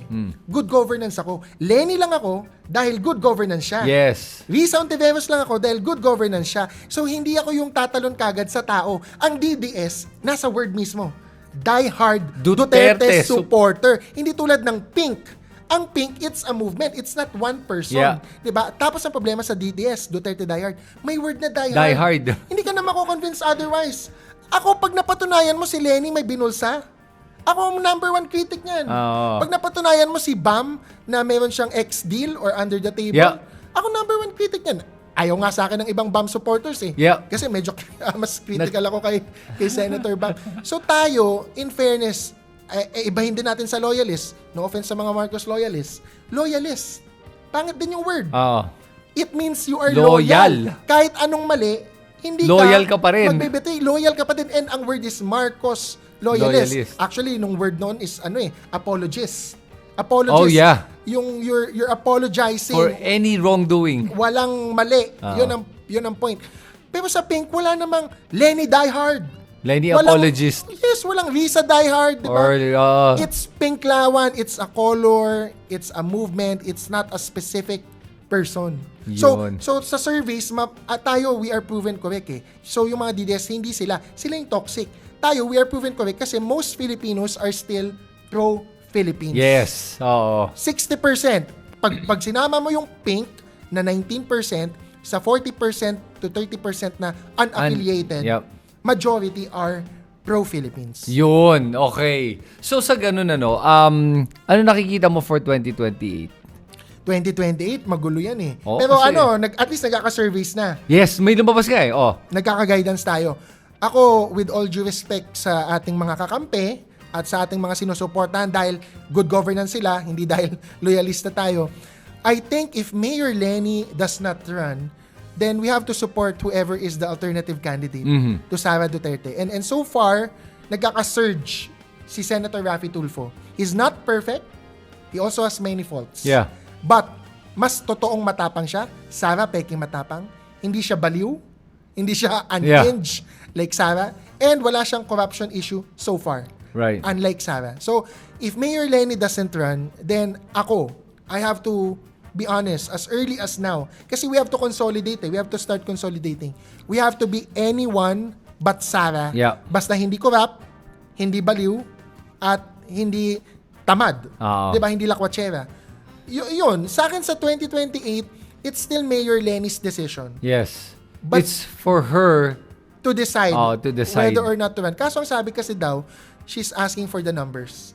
If you don't show her daw a path to win, a path to the presidency, most likely, she will not run. And sa akin, okay lang yun. Kasi actually, kawawa naman yung mga taga-Naga. Yeah. In fairness sa kanila, sila naman gusto nila mag 9 years Yes. si Mayor Lenny. Naintindihan ko yun. Mhm. So, ngayon, with all due respect to Senator Bam and Senator Risa, so far, their numbers are still not Mhm. surging. So, if may ibang nagsasurge, top 2, Sen Rafi, I would rather we consolidate with that candidate. Baka gusto nila Tulfo Bam or Tulfo Risa na combination. Pero, nagalit nga sa akin si Hey Darian dito ng onte. Oh. Niloloko niya ako, pero later, siya din naman ginagawa to. Sabi ko, si Senator Risa, I think she should not run for president Okay. or vice president. Ang pinaka-optimal for Senator Risa is to run as Akbayan nominee. Really? From senator to Congress? Yes, kasi term limited siya, Senator. Sa diba? bagay, yes. Ang Akbayan kasi, we have to sustain na mag number 1 party list pa din siya ulit. If yung nominee mo is not the most compelling or credible, ano yan party list, akala mo yung party list ang binoboto. Hindi, usually, it's still the first nominee. Right. Na yung binoboto. Right. So, nag number 1 ang Akbayan because Chel Jokno ang first Yes. nominee. If Chel Jokno tries for senator, ito yung conditions. If Chel Jokno tries for senator, then dapat Senator Risa should be the first nominee of Akbayan. Because with all due respect to Kong Percy Sendanya and Kong Dada, yung third nominee, I don't think they have the gravitas yet Yes. to carry Akbayan to number 1 again. Right. It has never been done. Yes. Na 2 consecutive elections or even 2 elections Yes. na nag-top same party list. So, I think pag si Senator Risa, automatic. Top ng Akbayan no ulit. offense. Pero Top sila ulit. Pero wait a minute. Bakit? Di ba ang senator is 6 years, 2 terms? Yes, naka 12 years na. Kailan ba siya Senator Risa. 2016 ba siya? Unang na-elect? Akala ko 2019. 2016, third try niya yon. Last term ni Pinoy. Nanalo siya noong Policy 2016 Pinoy. and then ran again in 2022. Yes. Right, and won. 2022, ano din yun, swinerte siya. Panahon ni Duterte, and yet she won. Oo nga. And people were puzzled. Paano siya nanalo? Kasi nga, ang ginawa niya noon, todo trabaho lang. Maternity leave, anti-hospital Right. detention law. Ako kasi, nangampanya ako noon for VP Lenny. Sa BLC, Camp Crame, madami doon pro Duterte sa Quezon City. Nag-ano ko doon, house to house. Pero, surprisingly, si De Lima, si Trillanes, galit na galit yung mga taga Camp Crame na barangay. Ayaw nila iboto. Pero si Risa daw, okay yan, si Risa. Okay. Gulat ako. Kasi dapat it follows Yeah. Usually dapat, kung hindi mo boboto si De Lima, galit na galit ka kay Trillanes, dapat hindi mo din iboboto si Sen Risa as senator.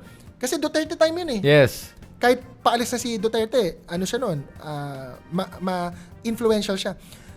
Sabi nila, okay yan, ano yan, masipag yan, madaming batas na napasa. Yun ang insight ko. In my personal capacity. So, 12 years na siya. Ano na siya? Outgoing na siya, 2028. So, she has no choice either but to run for president, vice president, or Congress, or even mayor. Pwede din yun. Okay. Allegedly, pwede din siyang tumakbo ng mayor ng Quezon City. Pero ako, as a, pal na political advisor, unsolicited, ang suggestion ko, di ba, Sen Edu, dapat susugan mo ako dito, ha? Ronald Llamas, susugan mo ako. Hey, Darian, ikaw niloloko mo ako pero nagbabambam ka for president. But if Mayor Lenny doesn't run, yun ang ano ko, I don't think Sen Bam and Sen Risa should try unless mag-surge ang numbers nila before December 2026. I'm not closing the doors, but if there's some numbers do not surge, They have to explore. Pero other options. for me, yun na nga, nakita mo na ba yung last survey nga na 48% si Sara and Lenny was at 48? 48%, oo. Tapos Lenny was at 29% or 27.8, parang ganon. Yan yung sinasabi ni Hey Darian. Pero ako hindi ko nakita yan eh. Alam mo, hanapin ko nga ulit yun. Ang pinaka-latest is yung sa WR numero. Yes, but yung sa WR... Ngayon lang. Yes, pero ang problema kasi doon sa WR numero ay ando pa rin si Sen Rafi who said he wasn't going to run. Tapos, ang dami. Pero yung ginawa nung yung survey before that... Walang Rafi. Wala. It was literally Sara or Lenny. May mga iba pa, Risa, may ganun. Pero, between the two, lumabas 48 and 28, sabihin mo na. Mahirap roughly. yung 48 ha. Ang taas nun. Pero yung 48 na yun, remember, this was immediately after she declared that she was running. Versus Lenny, who's never declared and actually even said she's not running. And yet, yung surge niya was from parang 13% all the way to 28%. 28. So, yun yung malaking surge. Kaya okay naman. Si VP Lenny talaga, she's really the totga. Talagang pwede siyang tumakbo. Yes. Ang concern nga lang is kung willing ba siya. Yun na nga. Pero tingin ko that, I think, with enough pressure from the public, like these kinds of podcasts, I think marirealize siya. At sa mga tao, sulat niya sa comment section kung gusto niyo tumakbo si Lenny Robredo. Dapat, sana. Oo. Mararamdaman to ni Lenny. Tag Lenny Robredo. Share this video with Lenny Robredo. I believe she will because think about it. Even in 2022 when she ran, remember, may solid siyang 16. That 16 is not going to change their mind. Yes. Oh. Then you add the faction of the Uniteam. Oh, dagdag mo yan. 20% to 25. I would even So ang say, battle is yung independence. Oh, then the independents. So, maraan and plus the new voters. Oh, yan. Labanan sa mga Tsaka bagong duda nga ako botante. sa 48 ha. Ang taas ng 48 ni Sarah, duda ako na 48 siya. Yun na nga eh. Ako personally sa analysis ko, based on my own social media sentiment monitoring, because ang social media, you cannot say na, hindi yan accurate. Hindi ko sinasabing 100% accurate siya. Pero it's also a bellwether indicator siya. I think ang cap ni Sarah is 38 to 40%. That's my belief eh. Yeah. And na-reach na niya yun. Yep. Hindi, nasa peak na siya. Yep. She cannot go higher than that. Yep. She can only go lower. Yeah. So, si VP Lenny, Mayor Lenny, I think she can go higher than 40%. Yes. And right now, ito naman, may lumabas ka na isa pang survey na parang ilang percent, a big percentage of people parang are against the impeachment. Nakita mo ba yun? Are against the impeachment? 51. 51 are against the impeachment. Oo, parang ano yun? 50-50 yun. 51 is statistically Statistical Oh, di ba? Sabagay, coin flip. Coin flip yun eh. Buti kung 55%. Then, mas maintindihan mo na, baka may majority are against. Hindi, tsaka baka nadadala sila sa propaganda na may energy crisis, wag mag-impeachment. As we have proven, ako sa lahat ng interviews na tinatanong ko lang, kapag tinigil ba yung impeachment, bababa presyo ng langis? Hindi. So, walang kinalaman yung energy crisis, yung pag-solution doon sa impeachment. Kasi ang impeachment, legislative eh. Yes. Congress. Ang pagbaba sa presyo ng langis, gasolina, is executive presidente. Yes. Oo nga eh. So, it doesn't follow. Si presidente, hindi naman siya nag-i-impeach eh. It's the Congress. At saka hindi lang yun eh. We have different branches of government, different departments handling a lot of different things which all run simultaneously. Hindi naman tayo parang isang kabayo na pag dito lang nakatutok, dito lang may blinder, wala ka na magagawang iba. People, multitasking, pwede. Yun. Hindi kasi parang sa akin, ang palaging argumento na ginagawa ng mga trolls sa mga DDS ay parang may pagka-absolutism sila the way they speak eh. Yung this or this. This or that. Hindi pwedeng sabay. 1 or 0. Yeah.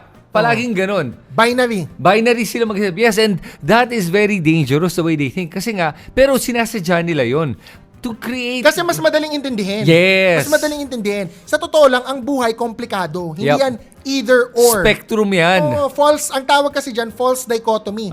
Dichotomy, hinahati mo, ito lang or ito ang pwede mangyari. This or that. Hindi. Minsan, 3 yan. Minsan, 4. There are many options. Yun, Many scenarios. And attorney, alam mo, na-appreciate ko talaga at may ko ngayon, may tawag ako sa inyo eh. Balikan ko lang yung sa impeachment din, by the way. Oh, go.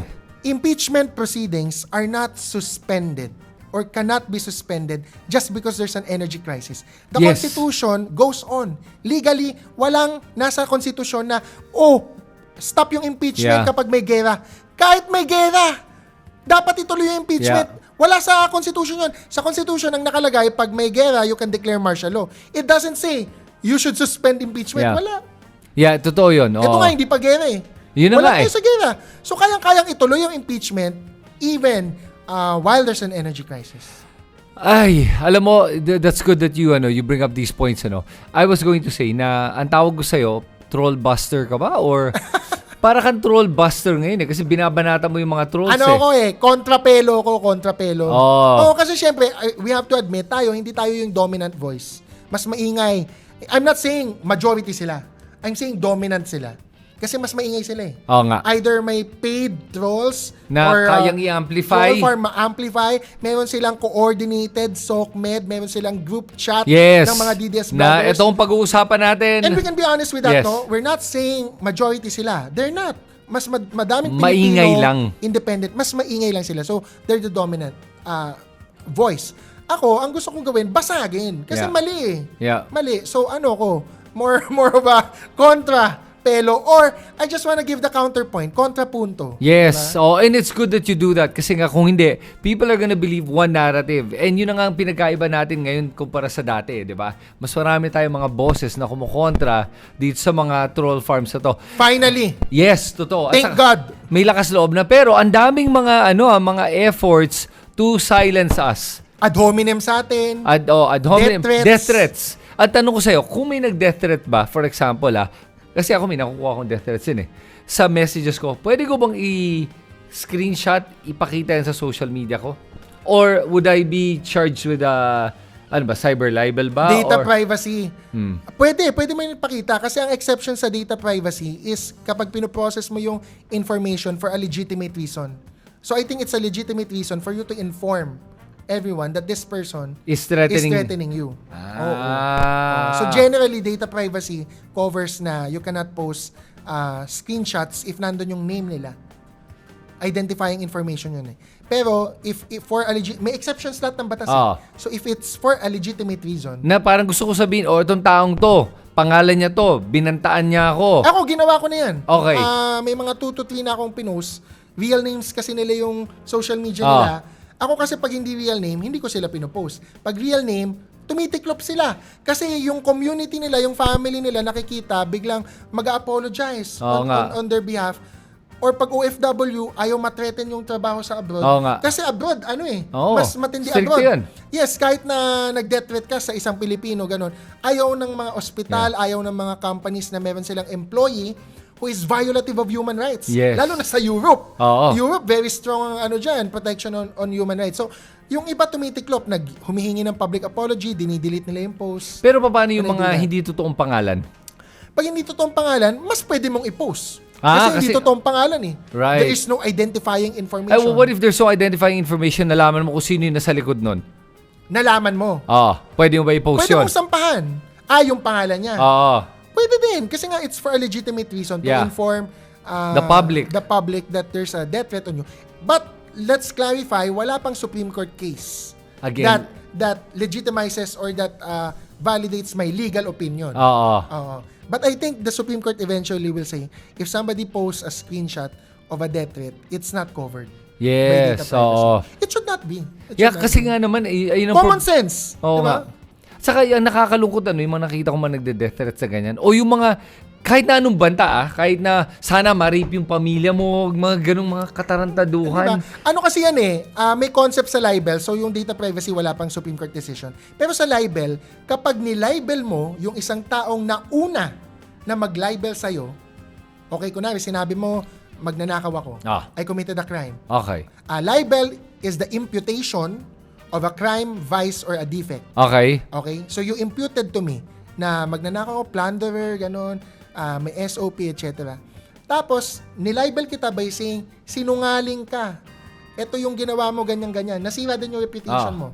Can you file libel against me? No. No. Because you called me sinungaling. Technically, I libeled you, di ba? So, technically, dapat you should be able Yes. to. But I can raise the defense of self-defense in libel. So sa libel, may concept gets. din ng self-defense. Yes. Kapag ikaw yung nauna mag-libel and I only defended myself, Yeah. but in the process of defending myself, nasira ko yung reputation mo, na-libel kita, hindi ako pwede kasuhan. I cannot pay you damages. Because self-defense in libel. Yes. May ganung concept. So, yung sa death threat mo, if you can dish it out, kung kaya nyo mang death threat, hindi kayo pwede magkaso ng data privacy. Diba? Oo. Ikaw na nga yung may mali. Ikaw pa yung Ikaw ba yung kakaso? Pwede magkaso, di ba? Kalokohan. Okay, good. Kasi dami nang ako nakikita mga nagde-death threats sa mga ibang kasamahan natin. At medyo seryoso yun. Tapos hindi lang yun, yung pag-take down ng mga pages nga, di ba? Dahil mga na-take down na pages in the last few weeks. Ano daw ang sabi ni Tweety Bird ko, weird, may nagsabi na Tweety Bird na isang tao sa CICC, under the DICT, is helping the Duterte side, or yung Duterte Troll Network, to silence mga anti-Duterte voices. Kasi yung kay Tio Moreno, hindi naman talaga na-take down, nag-deactivate siya. Yung isa pang page, na DDS, hindi naman talaga na-take down. Yung mga na-take down is so far, si Prof. Shelo Magno, personal account, Lovely Granada, Inday Tasha, who is a comedian, nagpaparody kay VP Sara. Taken down sila lahat. All within the same week. Same day. Same day. Halos. I think so. So, may nagsabi sa akin, Tweety Bird, na meron daw, may nag-utos na try to take down those pages. Ako kasi, they already tried to take down my page. December pa lang. So, I'm not sure kung may protection na ako ngayon, but so far, okay pa yung account ko. Kasi, nakausap ko yung Meta. Binalik naman nila yung account ko. Kasi, nabalik. Good. Kasi false accusation yung sa account ko na I was in violation of copyright or trademark, ganun-ganun. So nakita nila, wala namang basis. Yeah. It was allegedly for a photo I posted na violates copyright. Photo ko yun eh. It was using my phone eh. So nabalik yung account ko. Pero matindi din yun kasi personal account ko yun, like Shelo Magno. So, kung alam mo yung hyperlink, di ba? www.facebook.com/ pwede mo kung gawa ng personalized hyperlink yung sarili mo, di ba? /Kristan. Ako /Jesus Falsis yung pangalan ko. Okay. Wala na yun, hindi ko na ma-access yun. Kasi nung restore ako, they had to restore it using a more generic hash or numbered link. Hindi ko na yun. Nawala yung handle. Yeah, hindi ko na pwedeng yun. Kasi nga, na parang cyber attack. Oh, wow! Na cyber attack. So, itong Shelo Magno, Lovely Granada, Inday Tasha, parang cyber attack ang sabi sa akin ng Tweety Bird ko. I don't know how they do it, Like, I don't know the tech details of that. Ang sinabi lang sa akin, that can be done. Yes. But with the price. Yes. With the price. Kasi nakikita ko, yung parang ginagawa ng pag-attack na yan, ganito yan magkakaroon ng reporting na nahahack yung account mo. I-report. Yes. Then, Meta will react to the report and then say, now you have to access it with another device. And protective shutdown muna. Protective. Pero yung protective shutdown na yan allows anyone to try to access your account from any device. Hindi lang ikaw. By trying to prove na sila yung owner. Yes. So, allegedly. Yes, uunahan ka nila. With whether it's a fake video, tapos verify yung face, so whatever it may be. Uunahan ka. If they have a copy of your ID. Yun, pwede yun. Yeah, they can. Then submit it. Sila yung magsasabit ng ID. Unahan ka. And then ikaw yung malalockout. So yun ang tingin ko nangyayari dito. And the thing is, dun nga nakikita ko gaano kalala ang problema ng fake news and propaganda and troll armies because dyan yung labanan eh. It's in information. Yes. Ang Facebook, kahit matanda na yan, alam mo naman, may ibang generation ngayon. Pero ang dami pa ding tao who get their news from Facebook. This is based on surveys and based on reality. So, the government, ako, kunwari senador ako, I support yung regulation ng mga platforms like Meta. Like for example, right now, walang local presence. Walang local headquarters. So, ang Meta or Facebook dito, saan ka pupunta kung may problema ka sa account mo? Ang account ngayon, hindi yan simpleng problema na, just use a different social media. Or start a new one, open a new one. Hindi pwede ganun. Kasi, account mo yun, you paid for a service, sabihin, libre ang Facebook. No. We pay for it. Yeah. With our data. Yes, our data. We pay with that. So, Facebook earns a lot from us. So, They do. dapat the Philippine government And hindi to mababawa, hindi to porket may energy crisis, biglang bakit ano yung social media just because ano tayo, active tayo sa social media. Hindi, this is for everyone. Yeah. Kung ma-take down kasi yung platform mo ngayon is your freedom of speech. Yes. Platform is speech. The platforms that you don't have control over means you don't have control over your speech kasi pwede kang i-silence Yun. when the platform is taken down. So maganda kung magkaroon sila ng local office para sa Local ganon, headquarters. pag kailangan may maling reporting, pwedeng may complaint department, pwedeng maayos, pwedeng ma-rectify situation. Dapat they earn billions Yeah, they in do. dollars globally. And not only that, And isa tayo sa number I one was gonna say, Philippines the number 1 in Facebook, if not the number 1, ha? in Asia Oo. or something. Oo. Yeah, malaki ang Pilipinas sa kita ng Facebook. Tingnan mo yung Senado, nakatatlong sabina or show cause sa Facebook bago sila nagpadala ng representative sa Senate hearing. Kasi hindi umattend yung Meta. Oo nga eh. Sinasabina ng Senate. Oh. Because they don't have a local headquarters. So nung sinupina, bakit hindi parang na-bring up ba yun o hindi? Na-bring up, pero natabunan ng balita, parang may ibang mga malalaking balita nun eh. Ako medyo nakalimutan ko na din, baka panoorin ko ulit. Ah, okay. Oo. Kasi at least Google may local office. Yes, I know. I think si YouTube. Yeah, YouTube meron. Meron din. Yes, meron sila. Si TikTok, I am not sure. I'm not sure si TikTok. Si Twitter, wala ata. Oh, si Twitter X, wala. Pero wala. kailangan din nila meron. Dapat lahat. Lahat ng social media. Hindi naman, I mean, there's maybe like 1 million social media platforms. Yes. Diba? But the Philippines, the government can prioritize the top 10 Yes. most used social media platforms that are associated or related with the exercise of freedom of Freedom of speech. speech. Ano yan? Compelling state interest. Baka sabihin nila, mababaw na issue. No, sa Constitution, it's a compelling state interest for the government to intervene in cases where the freedom of speech of people can be censored. Yes. Can be chilled. Yeah. Yung chilling effect, yung tatakutin ka, ganun. Yeah, and like death threats. Yeah, and totoo. Yeah, totoo nga. Kasi wala naman sila nagagawa tungkol dito. And sa dami ng mga fake accounts, doon ako naiinis sa Facebook. Marami akong mga fake accounts, maraming gumagamit ng mukha ko, I'm sure sa'yo meron din, at pangalan. Tapos pag ako mismo nagre-report, makakuha ko ng... Ang tagal, ayaw Hindi, no? kahit makakuha ko ng reply. Rejected. We cannot verify that it's a fake account. I'm telling you, Hindi they're naniniwala pretending to be sa'yo. me.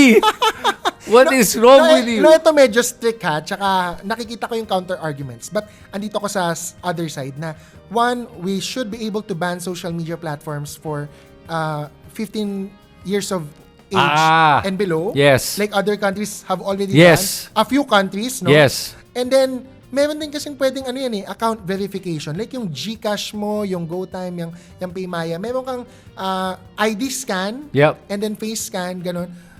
Social media platforms can do that. Ako, I would support if Facebook requires na for you to create an account, you need to show either your passport, driver's license, a very few na government IDs. Alam mo, And then face scan. Alam mo, para Diba? sa akin, ang gusto kong mangyari talaga, I agree with the banning for minors. Kids, minors. Yes. Kasi ang lala ng problema ng social media addiction ng mga kabataan ngayon. I'm telling you firsthand, nakikita ko ang mga ibang bata dyan, the moment they wake up, on social media until the time they sleep. And you know what time they sleep? Telephone na yung iPhone na yung nila, no? Yeah, tapos hanggang Best friend. Best friend hanggang sa kama, yung literally bago matulog nakaganyan until makatulog na lang sa kaka-social media. That's bad Wala parenting. na nga kinakausap. Pero pag tinatanggal mo yung ay iiyak.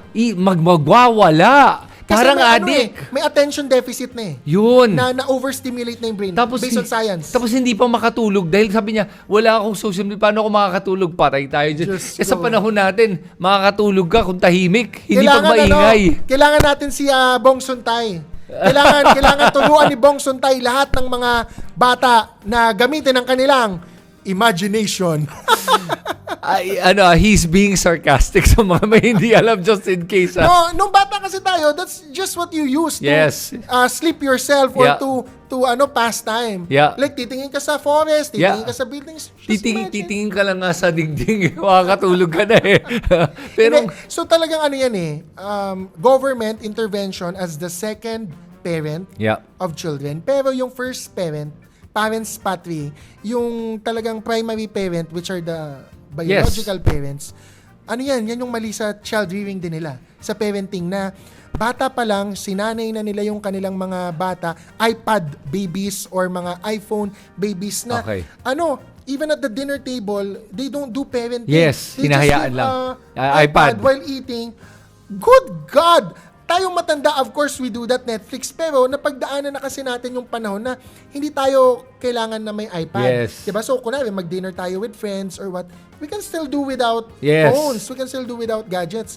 Pag yan, mga iPad babies, and I think may mga iba dyan, 10 to 20 years old now, yan, makikita mo talaga, meron silang attention deficit. Yes. Talagang kailangan glued sila on the phone. Yes. Oo. Diba? At saka hindi lang yun. Sige, let me give you the in defense naman sa mga ibang parents. Kasi sa totoo lang, ang hirap mag-parent ng bata. Mahirap. At saka hindi lang yun. Yung paminsan-minsan pagod ka na sa trabaho, tapos the last thing you want is, hirap ka na talaga and you just like, here's an iPad para lang, I don't have to worry about your deal with you. I am not making an I know excuse. that. Yeah. I'm just saying, naintindihan ko where they're coming from. I'm not saying it's right. I've heard that. I'm saying naintindihan ko lang. They do that. And that's why you should think about whether or not you can become parents or you should be parents. Dapat you have family planning.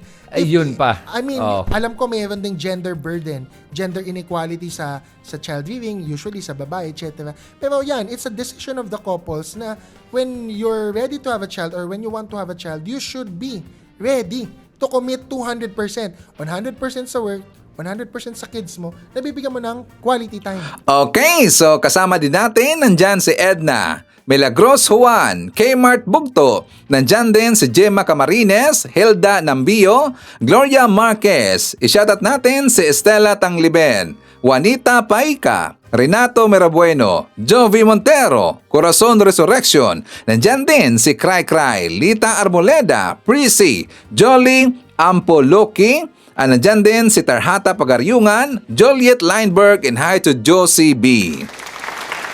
Okay, so mga kababayan ko, yan ating malakalap na mga balita ngayong araw. Kung nakaabot ka po sa portion na to, sana nakapag-like na ho tayo. Libre po ang mag-share, libre din ang mag-subscribe. Again, maraming salamat sa mga viewers na hindi nag-skip ng ating mga commercials. Thank you so much.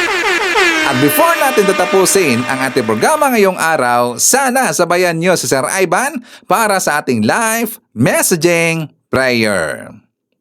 Panginoong Diyos, buong kababaang loob po kaming lumalapit sa iyo upang ipanalangin ang aming bayan at ang aming mga pinuno. Patuloy mo pong gabayan at bigyan ng karunungan si Pangulong Ferdinand Marcos Jr. upang mamuno ng may katapatan, malasakit at takot sa iyo. Ilayo mo siya at ang kanyang pamilya sa anumang panganib at palakasin ang kanyang loob sa gitna ng mga hamon ng pamumuno. Naway manaig ang kapayapaan, pagkakaisa at kabutihan sa aming bansa. At tulungan mo kaming lahat na maging instrumento ng iyong pag-ibig at katarungan. Idinadalangin ko ito sa pangalan ng ating Panginoong Jesucristo. Amen. So maraming salamat mga kababayan, and I hope to see you again on my next video.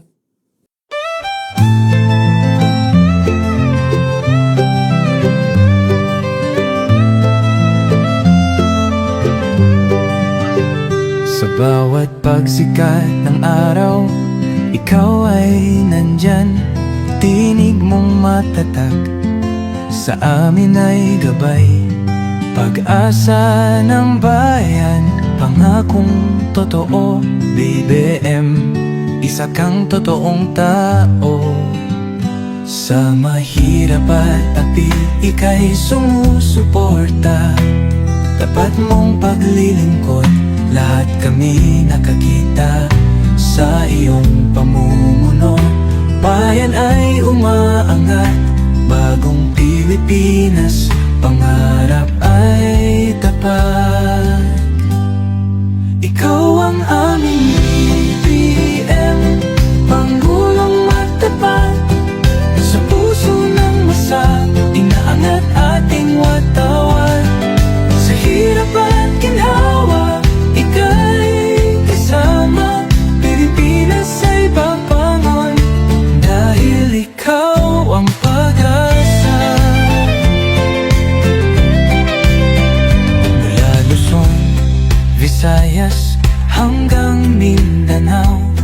boses mo'y umaabot, dala ay pag-ahon. Magtulungan, magkaisa, sabi mo sa lahat, para sa bayan, ikaw ang aming alamat. Ang pangarap mong bansa, taas noo masagana, manggagawa't magsasaka, binigyang halaga. Serbisyong totoo, hindi pagpapanggap, ang puso ng bayan. Ikaw ang hinahanap, ikaw ang aming BBM, Pangulong matapat, sa puso ng masa, inaangat ating watawat.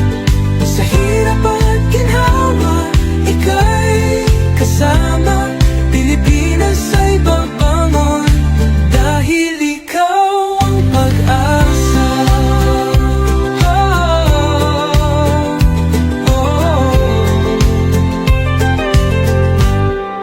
Ikaw ang aming BBM, Pangulong matapat, sa puso ng masa, inaangat ating wata.